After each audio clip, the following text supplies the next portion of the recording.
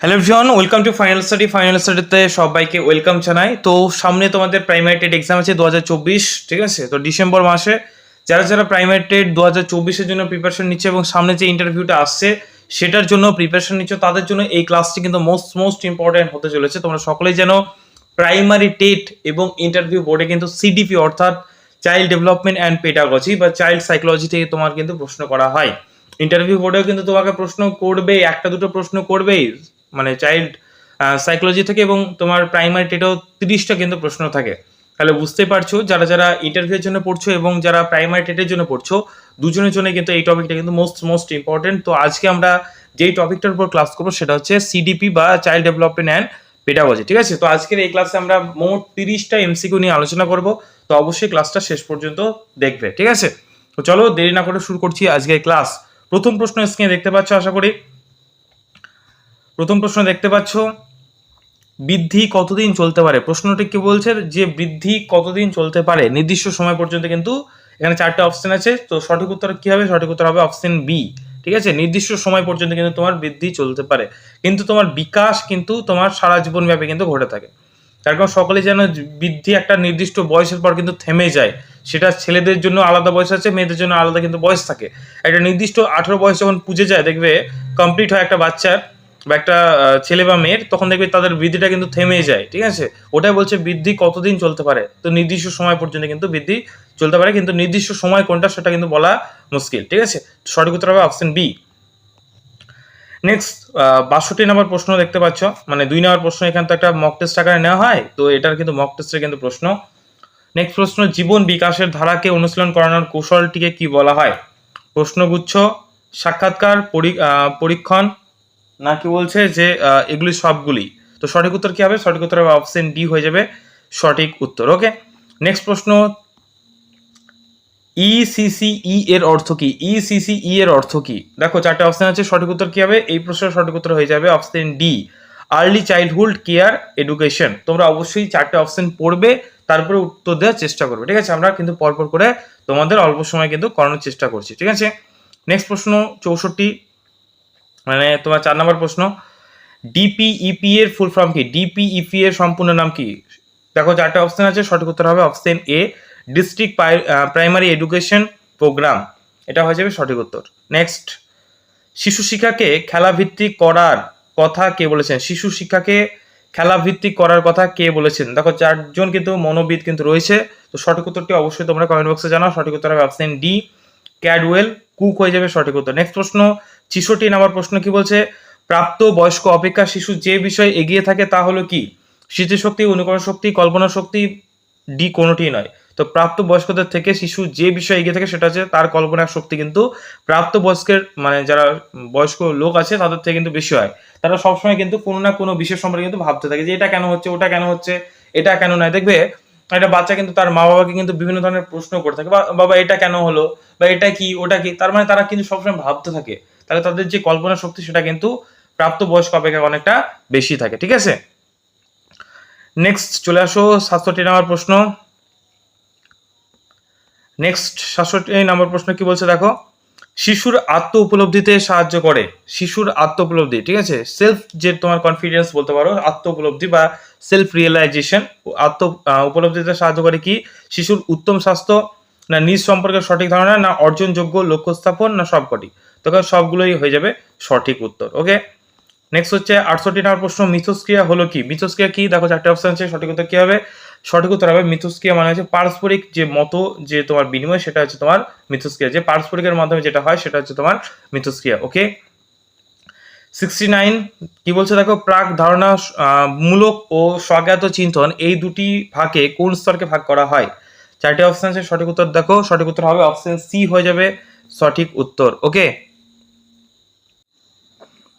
Next প্রশ্ন, next 68, ঠিক আছে? সরি, আর নেক্সট হচ্ছে 70, ঠিক আছে?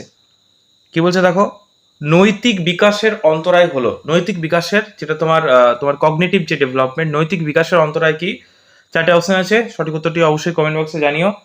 সঠিক উত্তর হয়ে যাবে এটার সি হয়ে যাবে সঠিক উত্তর, আবেগ, ঠিক আছে? ইমোশন হয়ে যাবে সঠিক উত্তর। নেক্সট প্রশ্ন, হেঞ্জের হেঞ্জের ডিলেমা এর ভিত্তিতে কোন মনোবিদ তত্ত্ব প্রতিষ্ঠা করেন? হেঞ্জের ডিলেমার ভিত্তিতে কোন মনোবিদ নিজের তত্ত্ব প্রতিষ্ঠা করেন? তো সঠিক উত্তর হবে, দেখো 4টে অপশন আছে, পিয়াজে, ভাইগটস্কি, বেরন আর কোহলবার্গ। সঠিক উত্তর হবে অপশন ডি।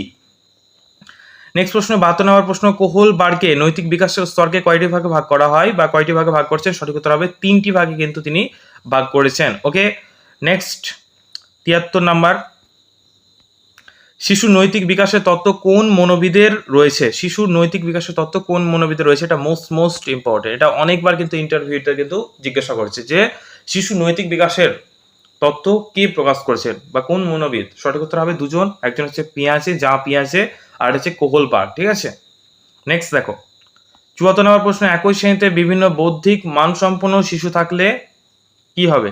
অপশন এ, অধিক জ্ঞানমূলক দ্বন্দ্বের সৃষ্টি হয়। অপশন বি, মিতক্রিয়া দ্বারা উদ্ভূত জ্ঞানমূলক দ্বন্দ্বের নিরসন সম্ভব হয়। অপশন সি হচ্ছে শিশুদের বিচারকরণে ক্ষমতার প্রসার ঘটে। তো এগুলো সবকিছুই ঘটে, তাহলে হয়ে যাবে সঠিক উত্তর অপশন ডি। নেক্সট 75 নম্বর প্রশ্ন কি বলছে দেখো, শিশুদের নৈতিক বিকাশ রূপায়ণে কি ধরনের শিক্ষা কর্মসূচি প্রবর্তন করা দরকার? অপশন এ স্বল্পমেয়াদী, অপশন বি পর্যায়ক্রমিক, অপশন সি দীর্ঘমেয়াদী, অপশন ডি মধ্যমেয়াদী। সঠিক উত্তর হয়ে যাবে অপশন সি দীর্ঘমেয়াদী হয়ে যাবে সঠিক উত্তর। নেক্সট 76 নম্বর প্রশ্ন, শিশু কেন্দ্রিক শিক্ষার বৈশিষ্ট্য নয় কোনটি? 4টে অপশন আছে, সঠিক উত্তর হবে সমাজ কেন্দ্রিকতা, এটা কিন্তু শিশু কেন্দ্রিক শিক্ষার কিন্তু বৈশিষ্ট্য নয়। ওকে, সঠিক উত্তর হবে অপশন সি। নেক্সট প্রশ্ন 77 নম্বর প্রশ্ন, শিশু কেন্দ্রিক শিক্ষার শিক্ষক এবং শিক্ষার্থীর মধ্যে সম্পর্ক কেমন হবে? দেখো, পিতা পুত্রের ন্যায়, দাতা এবং গ্রাহ্যতা কখনোই না, এটা হবেই না। এটা হতে পারে, ঠিক আছে, বন্ধুর ন্যায়, বিক্রেতা এবং ক্রেতা ন্যায়, এটা তো হবেই না। দেখো, শিশুকেন্দ্রিক শিক্ষা ব্যবস্থায় বলেছে যে শিক্ষক এবং শিক্ষার্থীর মধ্যে কিন্তু ফ্রেন্ডশিপ মানে বন্ধু সুলভ কিন্তু তাদের মধ্যে সম্পর্ক কিন্তু থাকা বাঞ্ছনীয়।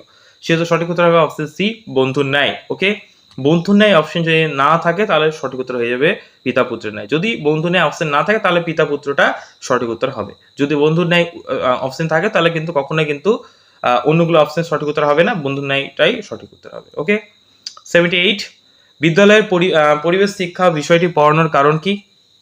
দেখো, এখানে দুটো অপশন আছে, তো সঠিক উত্তর হয়ে যাবে অপশন বি, এটি জীবনের অবিচ্ছেদ্য অংশ। ওর জন্য কিন্তু তোমার পরিবেশ তোমার শিক্ষা কিন্তু পড়ানো হয়। তার কারণ একটা বাচ্চা পরিবেশ বিদ্যা পড়ালে কি হয়, পরিবেশ সম্পর্কে জানে, পরিবেশটাকে কিভাবে দূষণ হয়, কিভাবে দূষণ থেকে মুক্ত করা যায়, পরিবেশ কেন দরকার, পরিবেশকে বাঁচিয়ে রাখতে হবে কেন, এগুলো জানতে গেলে তাকে অবশ্যই পরিবেশ বিদ্যা পড়াতে হবে, তাই না?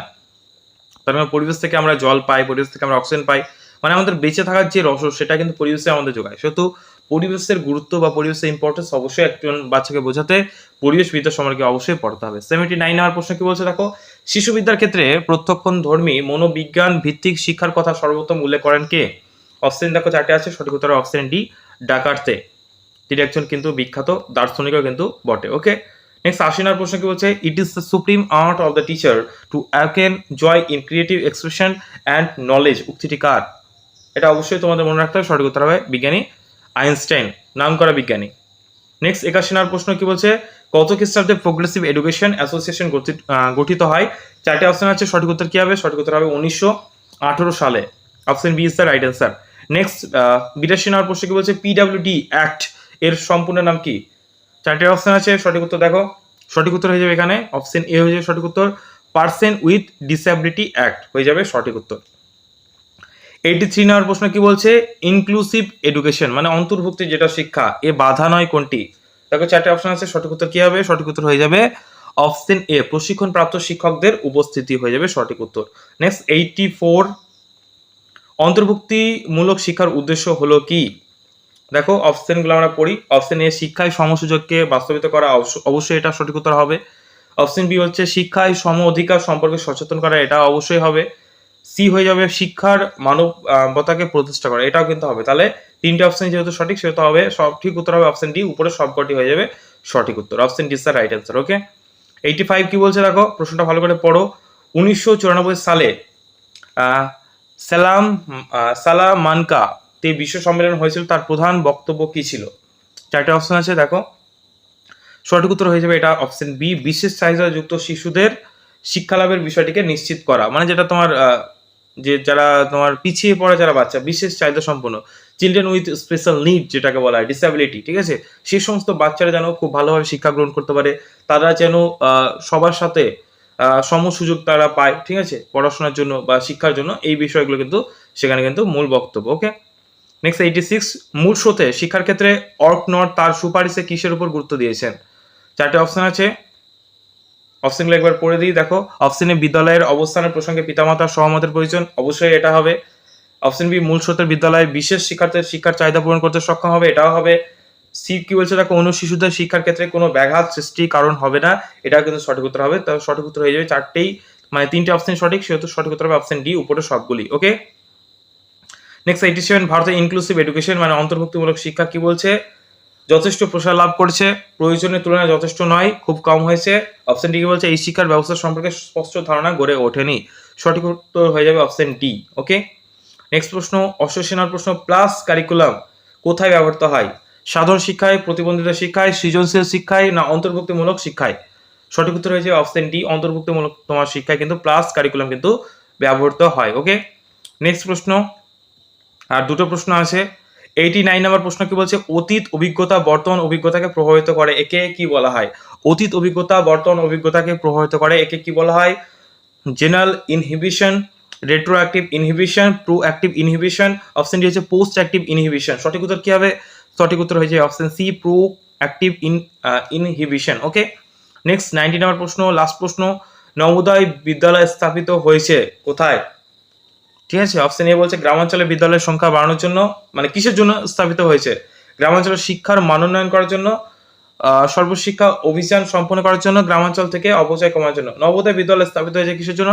না, যে সমস্ত গ্রামীণ এলাকা রয়েছে, গ্রাম্য এলাকা, সেই জায়গায় শিক্ষার মানে যেন উন্নতি ঘটে, উন্নতি সাধন হয়, সেই কারণে তোমার যে নবোদয় বিদ্যালয় কিন্তু স্থাপিত হয়ে যায়। সঠিক উত্তর হয়ে যাবে অপশন বি, হয়ে যাবে সঠিক উত্তর। ঠিক আছে। তো এখানে আমরা ক্লাসটা শেষ করব এবং তোমাদের জন্য জানিয়ে রাখি, যারা যারা প্রাইমারি টেটের জন্য প্রিপারেশন নিতে চাও, ঠিক আছে, তাদের জন্য কিন্তু আমাদের একটা ব্যাচ লঞ্চ করেছি, তারা কিন্তু আমাদের পেড কোর্সে জয়েন করতে পারো। পেড কোর্সের টোটাল ফিজ হচ্ছে, মানে টোটাল কস্ট, কোর্সটার খরচ হচ্ছে মাত্র 300 টাকা।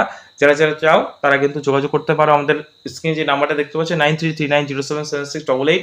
এবং যারা প্রাইমারি টেট ইন্টারভিউর জন্য পড়ছো, তারা কিন্তু আমাদের একটা অনলাইন ব্যাচ কোর্স শুরু হয়েছে, সেটার প্রাইস মাত্র 200 টাকায়। এখন আমরা অফারে কিন্তু দিচ্ছি 100 টাকায়। যারা যারা চাও এই অফার প্রাইসে নিতে, তারা কিন্তু অবশ্যই যোগাযোগ করো। প্রাইমারি টেট ইন্টারভিউ এবং প্রাইমারি টেট মানে ব্যাচ, ঠিক আছে, দুটোই কিন্তু চলছে।